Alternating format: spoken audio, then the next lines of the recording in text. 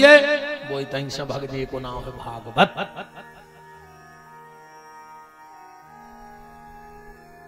एकदा हि विशालाया चत्वारार्षयो मला सत्संज्ञार्थ समायाता। नैमिषारण्य की पावन भूमि में 88,000 महात्मा इकट्ठे भय। अच्छा नैमिषारण्य क्या आया ये कछु बातें जान ले। ठीक पहले तो एक बात जान ले कि सूत जी को आए कैसे सत्यनारायण की कथा कराओ। सो सूत जी बोले, सूत जी बोलत के नहीं बोलत, सोची तना और पैसा खर्च करो भागवत करा लो। अब हम भी अब भाई के भी बारे हैं कि सूत जी बोले शिव पुराण कराओ, सो सूत जी बोले विष्णु पुराण कराओ, सो सूत जी बोले।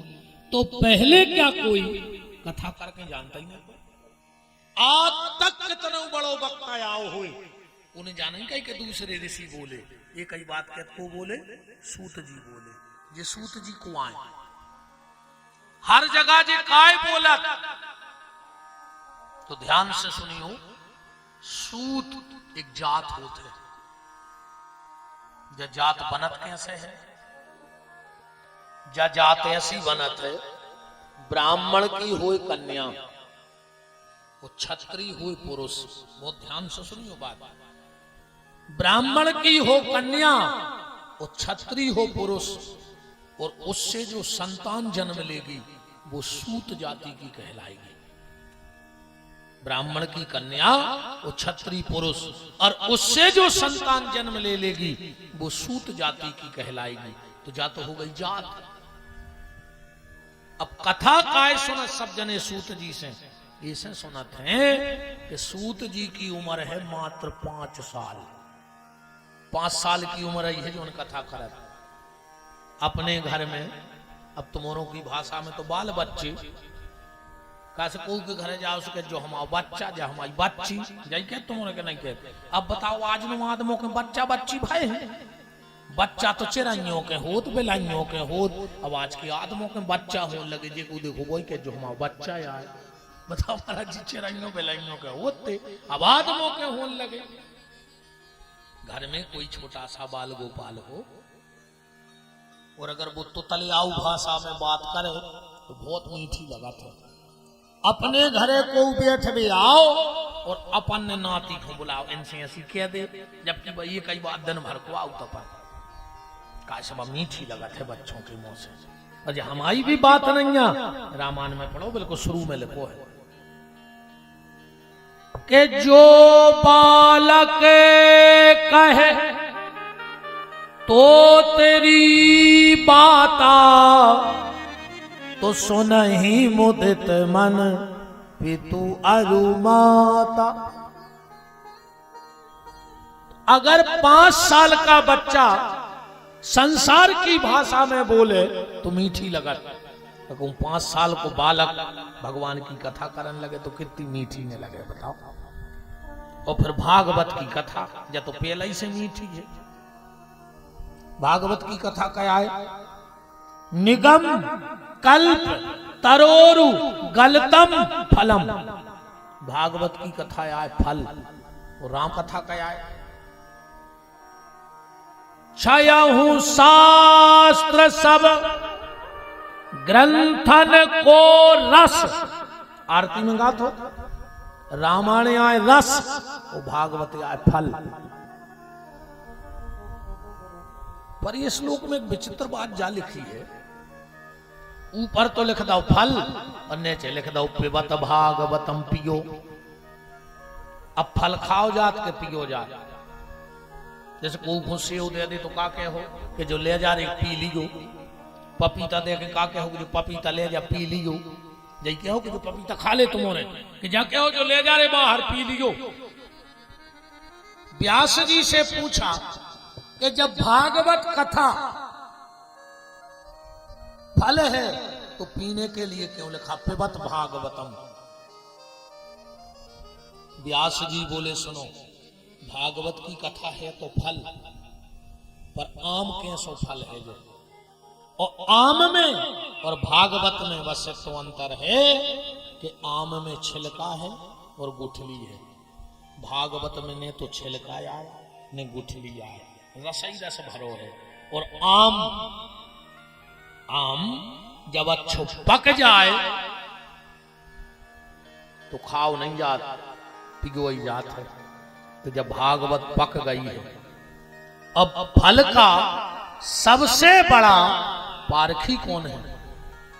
जानमकार को है फलों को, तोता।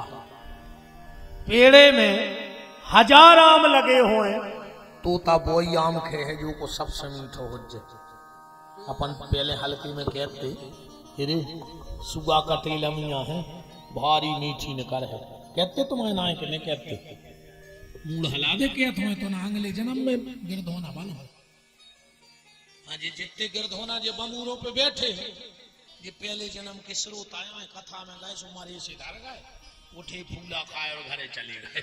भगवान ने कही मटकाता रहो मूल पूरी जिंदगी। हाँ, सबके जन्म अलग अलग हैं। हमारा सबके जन्म। एक बार अब एक आदमी ने हमसे पूछी कि क्या बताओ जोन जे लोभी रहे थे जी मारा क्या को बना, तुम सब बताओ। हम का तो बात ही सुन लो, जोन जो पैसा गड़ा के धरा थे लोभी टाइप के, जो अगले जन्म में सुंगरा बना थे।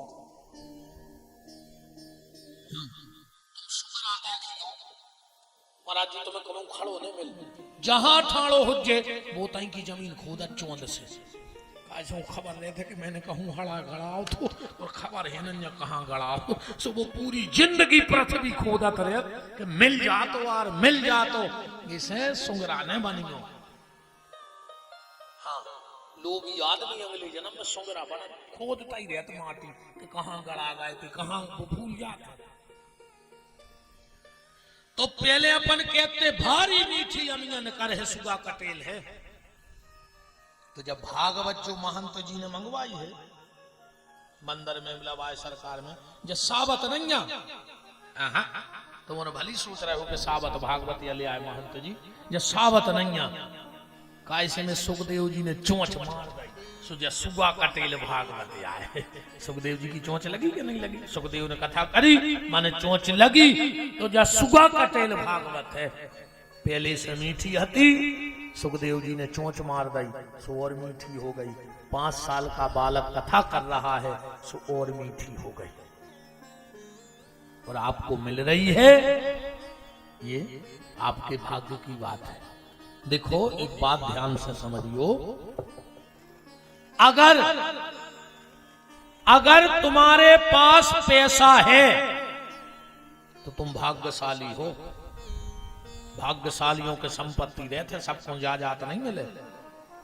अगर तुम्हारे पास पैसा है तो तुम भाग्यशाली हो, और पैसा के संग कहूं स्वस्थ है तो तुम परम भाग्यशाली हो। कई बार आदमों को पैसा तो मुझ को रहते, पर डॉक्टर ने कह दी मार जाओ, तुम तेल को बूंदा गरे के भीतर सरक गाओ। तुम्हारे क्षेत्र में कई धनाढ़ पड़े होंगे, उनको खुद पता नहीं होती कि हमारा जायदाद कितनी है। मनो डॉक्टर ने कह दी कि मार जाओ, मूंग की दाल कपड़ा में निचो के पीने हैं, क्यों डरे होंगे? तो तुमसे अच्छा तो तुम्हारा ड्राइवर कहा नहीं। ड्राइवर ने ढाबा पे लगाई गाड़ी, 18 तंदूरी खाई, पैसा दाए मालक ने। और जब मालक को नंबर आओ सो मूंग की दाल निचो के चम्मच से पी रहा है। अब बताओ सुखी ड्राइवर है कि मालक? ऐसी जायदाद को का कारण बताओ। अगर तुम्हारे पास पैसा है तो तुम भाग्यशाली हो। पैसा के संगे अगर स्वस्थ है तो तुम परम भाग्यशाली हो। और पैसा और स्वस्थ के साथ अगर धर्म कर्म से जुड़े हो तो फिर तुमसे बड़ो भाग्यशाली दुनिया में कोई ने कहा। सबसे बड़े, फिर तुमसे ज्यादा भागपुरुषी दुनिया में कोई ने कहा। अगर धर्म से जुड़े हो तो, भजन से जुड़े हो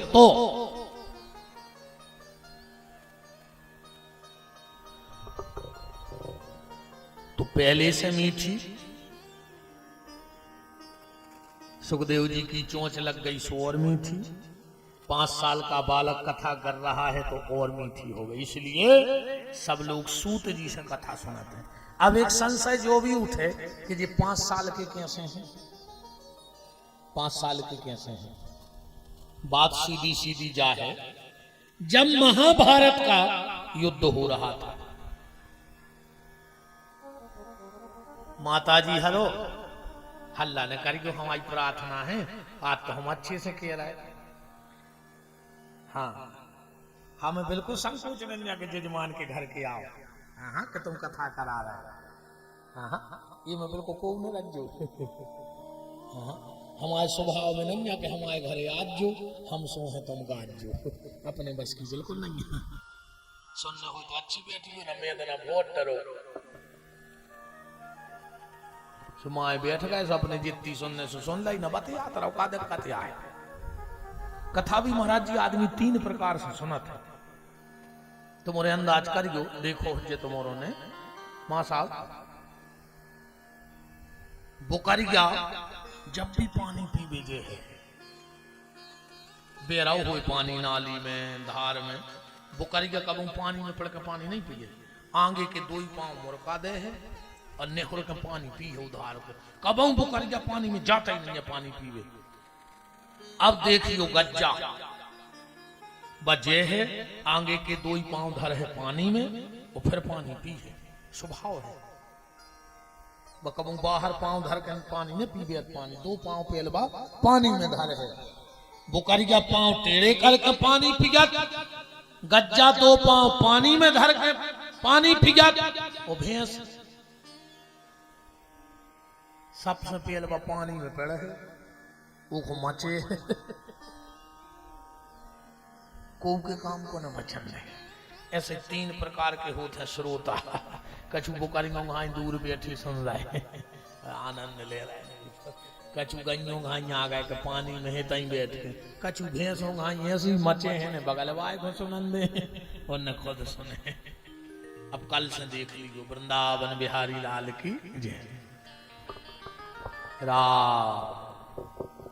तो आज महंत जी बैठे सोमचे माने हैं, हम बताए हैं कल से, मैं इतनी अच्छी नहीं बोला था, तुम बेदाइया गए मां साहब, हाँ बिल्कुल बेदाइया गए, हमसे तो आदमी बेदाइया जात कथा में, मुश्किल से कटने 7 दिन का हमें कौन को सपूचिया है, हमें तो बिल्कुल साची कहने और मना ले महंत जी को कि हमारी कथा करवा दे।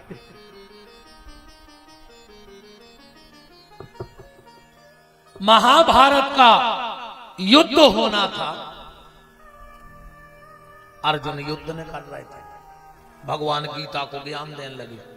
बलराम जी ने सोची कि अब इनको नहीं ठिकानों कबनो प्रवचन चलने हैं, अब हम क्या करें। तो बलराम जी ने उठाओ हल और चल दो, पहुंच गए कहां, नेमी सारण, यूपी में सीतापुर जिले में। महाराज जी कलयुग में एक प्रत्यक्ष प्रमाण है भगवान की, नेमी सारण्य से 20 किलोमीटर 18 किलोमीटर रुद्रावर्त कुंड है, आदि मंच मान ले, गोमती नदी में आदि मंच मान ले, आदि तो ज्यादा हो रही 2 तक, एक तो कुंड बनो है महाराज जी। कथा भी है कि जब महाराज मनु और शत्रुपा तपस्या कर रहे थे, तब ब्रह्मा विष्णु महेश गए हैं, रामायण में लिखो है, विधि हरिहर तप देख अपारा, और मनु समीप गए बहु बारा, पर मनु महाराज ने समाधि नहीं खोली, तो शंकर जी तई छुप के बैठ गए गोमती नदी में। को ने शंकर जी से कही कि घरे चलो, जब भी अपनी नहीं सुन रहे, अपन से कछु नहीं चाहे तो अब घरे चलो। शंकर जी बोले अब तुम नहीं समझ रहे, अब आ है भगवान मनु के लाने, जब भी अपन से नहीं मिल रहा है तो अब तो भगवान को आने ही पर है, और जब भगवान आए तो मनु के चक्कर में हमें भी ठाकुर जी के दर्शन हो जाए, तो शंकर जी तो छुप के बैठ गए रुद्र कुंड में। आज भी महाराज जी प्रमाण है, प्रत्यक्ष आंखों से देखा है कि आप दूध चढ़ाओगे उस कुंड में महाराज जी सीधी धार जे है जहां तक देखे बिल्कुल सूजी घाई उतर जाए वो दूध फेल है न पानी में। बेलपत्री डार हो बिल्कुल सीधी चली जे बाण घाई। मौसमी फल वहां मिलते हैं, तुम एक टुकनिया फल लेके कुंड में डाल दे और हाथ जोड़ के मांगियो कि भोलेनाथ प्रसाद दो, अगर उनमें से वापस लौटे तो उतना ही फल लौटे जितने लोग तुम हो। वो ने लौट तो फिर एक ने लौट। अगर 4 जने तुम्हारे संग गए हो तो 4 ही फल लेकर है, फिर उनमें से कुंटलो फल वो में गिरत है। ने आज तक आगे बेद दिखा रहे कि बेके न कर गए भाई अपन ते डारो आगे बेद तो मिले हैं, कहां चले जाते हैं। ये नैमिषारण्य की पावन भूमि का प्रभाव है। तो यूपी में सीतापुर जिले में नैमिषारण्य है, आज भी वहां चक्र तीर्थ है। चक्र तीर्थ वहां पर बना है। वहां बलराम जी पहुंच गए। वहां पर लोमपाद नाम के सूत जी, जिनकी उम्र थी 45 साल, कथा कर रहे थे। सामने बलराम जी को देखा, अब व्यास गद्दी पे बैठे थे। लोमपाद जी ने विचार करो कि अगर उठ के प्रणाम कर रहा है तो व्यास गद्दी की मर्यादा गई, और नहीं कर रहा है तो जी भगवान के बड़े भज जाए, क्रोध ही अलग है। आखिरी में लोमपाद जी ने विचार कर लिया कि हम व्यास गद्दी की मर्यादा नहीं जाने देंगे, उठ के प्रणाम नहीं करो बलराम को। बलराम जी को क्रोध आ गया, हाथ में लेते कोसा ऐसो घुमात घुमात और फेंक दो। वो इतनी तेजी से गया कि लोमपाद की गर्दन कटी व्यास गद्दी से और नीचे गिर गई। हाहाकार मच गया चारों तरफ। सब महात्मा उठ के खड़े हो गए, बोले बलभद्रलाल ये आपने क्या किया? आप धर्म की रक्षा के लिए आए और आप ही ने कथावाचक मार दो, धर्म बचे है को। बलराम जी को भी बड़ा दुख हुआ कि बताओ क्रोध में हमसे इतनी बड़ी गलती हो गई। महात्माओं के सामने हाथ जोड़े बोले महात्मा एको कछु प्रायश्चित है? बोले एक ही प्रायश्चित है, अगर इनका ज्ञान आप किसी और को दे दो तो हम ये हत्या माफ कर देंगे। तो इनका 5 साल का बेटा जिसका नाम था उग्र श्रवा, वो तो बाल बच्चों में खेल रहा था, उसको बुला के जितनो ज्ञान पिताजी के भीतर हतो वो पूरा ज्ञान 5 साल के बच्चा दे दो। इसने सब जने कथा उग्र श्रवा नाम के सूत जी से सुनते हैं। ये कारण है कि हर जगह सूत जी बोलत है। नैमिषारण्य की पावन भूमि में 88,000 महात्मा इकट्ठे हुए और परस्पर विचार चल रहा था कि घोर कलयुग आ रहा है। इस कलयुग में व्यक्ति की बुद्धि पापमय हो जाएगी, धर्म दिखावा बन जाएगा, धर्म दर्शन नहीं होगा, अब धर्म का सिर्फ प्रदर्शन होगा। और आज धर्म को प्रदर्शन नहीं हो रहा। 9 दिना दुर्गा जी धरी और 10वें दिना दारू पी के शराबे जा रहे हैं। बताओ जा रहे कि नहीं जा रहे? 10 दिना गणेश जी धरे और शराबे जा रहे, सो दारू पी के जा रहे। गणेश जी श्राद्ध में मोड़ा मर गओ, कहीं हम तो भगवान से भरोसे उठ गओ। गणेश जी शराबे गओ तो हम मोड़ा डूब के मर गओ। वो पानी में डूब के नहीं मरो, और न गणेश जी ने तुम्हारे मोड़ा की घुटकी मस किया है, तुम्हारे मोड़ा ने शराब मसक लाई थी, सो मारा गओ। गणेश जी का करे और ये सही मारा है। अगर धर्म को प्रदर्शन कर हो तो ये सही मारा हो। बताओ 10 दिन दुर्गा जी की पूजा, फिर दारू पी रहा है। धर्म दर्शन हो, हमारा धर्म प्रदर्शन ना हो, पर आज प्रदर्शन ज्यादा है।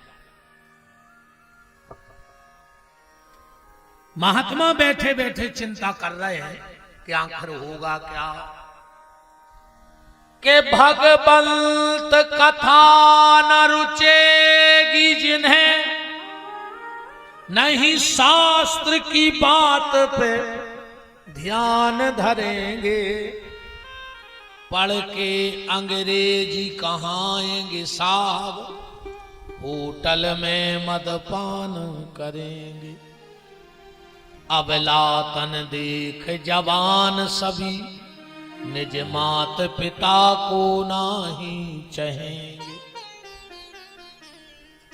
कलयुग में हर व्यक्ति परेशान है, को तन दुखी, को मन दुखी, को धन बिन राहत उदास, और थोड़े थोड़े सब दुखी, सुखी हरि के दास। सिर्फ भजन करने वाला प्रसन्न है, बाकी तो सब रो रहे हैं बैठ के। देखो भैया एक बात बताएं, तुम्हारा जन्म भव है, ठीक? अब तुम पैसा कमा पाओ चाहे नहीं कमा पाओ, लेकिन कोई गारंटी नहीं है कि तुम आदमी बने हो सो पैसा कमाई ले हो, कि है कछु गारंटी? कोई गारंटी नहीं। तुम्हारा मनुष्य का जन्म हुआ, तुम पढ़ लिख पाओ चाहे ना पढ़ लिख पाओ, एक ही कोई गारंटी नहीं है कि तुम मनुष्य बने सो पढ़ाई ले हो।